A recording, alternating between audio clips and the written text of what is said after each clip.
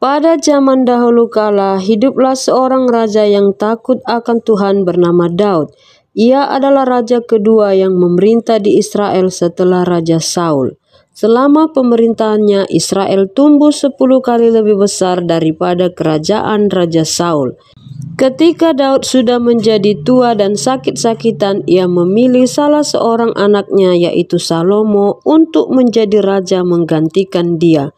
Sebelum ia meninggal, dia berkata kepada Salomo agar Salomo taat kepada Tuhan dan menjadi seorang raja yang baik. Ia berpesan kepada Salomo, "Lakukanlah kewajibanmu dengan setia terhadap Tuhan Allahmu dengan hidup menurut jalan yang ditunjukkannya dan dengan tetap mengikuti segala ketetapan perintah, peraturan dan ketentuannya seperti yang tertulis di dalam hukum Musa supaya engkau beruntung dalam segala yang kau lakukan dan dalam segala yang kau tuju.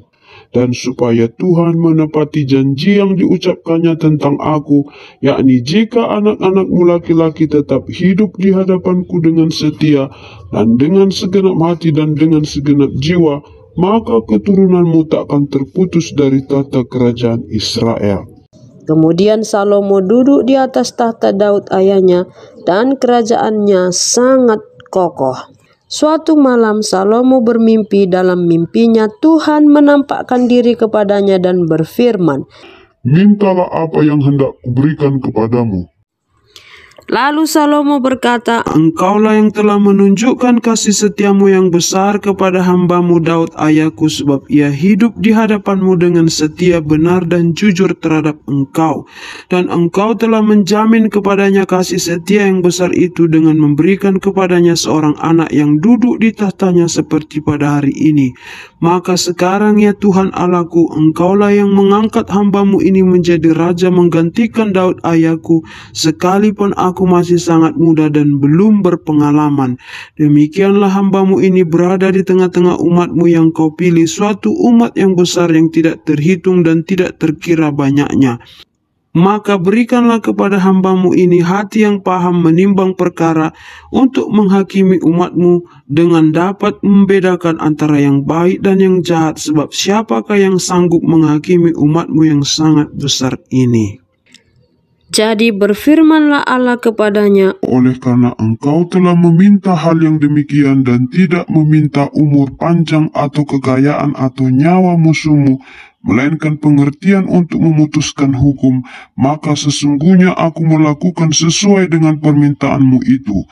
Sesungguhnya aku memberikan kepadamu hati yang penuh hikmat dan pengertian, sehingga sebelum engkau tidak ada seorang pun seperti engkau, dan sesudah engkau tak akan bangkit seorang pun seperti engkau. Dan juga apa yang tidak kau minta, aku berikan kepadamu, baik kekayaan maupun kemuliaan, sehingga sepanjang umurmu tak akan ada seorang pun seperti engkau di antara raja-raja." Pada waktu itu masuklah 2 orang perempuan sundal menghadap raja, lalu mereka berdiri di depannya. Kata perempuan yang satu, "Ya tuanku, aku dan perempuan ini diam dalam satu rumah dan aku melahirkan anak pada waktu dia ada di rumah itu. Kemudian pada hari ketiga sesudah aku, perempuan ini pun melahirkan anak. Kami sendirian, tidak ada orang di luar bersama-sama kami dalam rumah. Hanya kami berdua saja dalam rumah. Pada waktu malam anak perempuan ini mati karena ia menidurinya. Pada waktu tengah malam ia bangun lalu mengambil anakku dari sampingku, sementara hambamu ini tidur, dibaringkannya anakku itu di pangkuannya, sedang anaknya yang mati itu dibaringkannya di pangkuanku. Ketika aku bangun pada waktu pagi aku menyusui anakku, tampaklah anak itu sudah mati, tetapi ketika aku mengamat-amati dia pada waktu pagi, tampaklah bukan dia anak yang kulahirkan." Kata perempuan yang lain itu, "Bukan, anakkulah yang hidup dan anakmulah yang mati." Tetapi perempuan yang pertama berkata pula, "Bukan, anakmulah yang mati dan anakkulah yang hidup." Begitulah mereka bertengkar di depan raja. Lalu berkatalah raja, Yang seorang berkata, "Anakkulah yang hidup ini dan anakmulah yang mati." Yang lain berkata, "Bukan, anakmulah yang mati dan anakkulah yang hidup." Sesudah itu raja berkata, "Ambilkan aku pedang." lalu dibawalah pedang ke depan raja. Kata raja, Penggalah anak yang hidup itu menjadi dua dan berikanlah setengah kepada yang satu dan yang setengah lagi kepada yang lain. Maka kata perempuan yang punya anak yang hidup itu kepada raja, sebab timbullah belas kasihannya terhadap anaknya itu, katanya, Ya tuanku, berikanlah kepadanya bayi yang hidup itu, jangan sekali-kali membunuh dia.